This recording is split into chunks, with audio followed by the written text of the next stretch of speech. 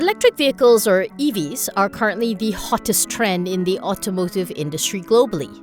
But have Malaysians been bitten by the EV bug? For this issue of ESG, we decided to make an infographics about the number of EV users in Malaysia. And this came about because we can see a lot more EVs on the road in Malaysia now. Just fancy new sleek cars from various brands. And the data actually does support that. From JPJ, we found that there was a significant rise in number of new EV users registered from 2023. So it started from just over 4,000 EVs on the road, and now we have over 28,000 EVs on the road. Half of them are cars, including jeeps and little trucks. But the rest, we also have vans, two-wheelers, motorbikes, lorries, buses, trailers and tractors, which is very good news because they definitely emit a lot more carbon emissions than our little cars.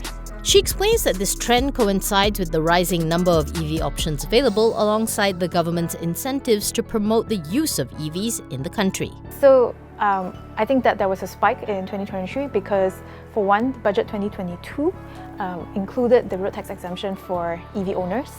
And at the same time, a lot of brands entered the market. I think BYD was one of those that made the splashy debut. That was December 2022. They brought in their models. And a lot of other brands have since entered.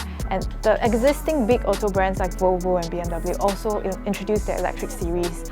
So a combination of incentives and availability in the market, that is what contributed to the boom. Aside from BYD, which in 2024 became the 10th most popular car brand, other China brands have been dipping their toes into the Malaysian market.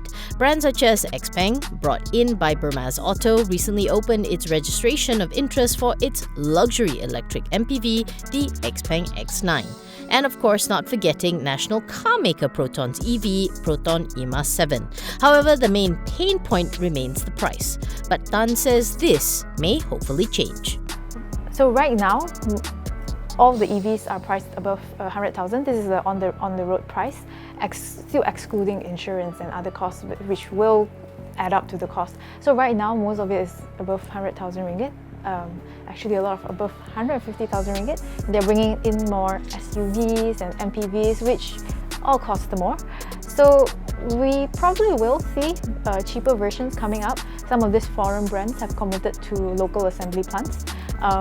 Proton hopefully will come up with more models. Perodua is working on their own EV model as well. So hopefully all these prices will come down and the common Malaysian can also get an EV.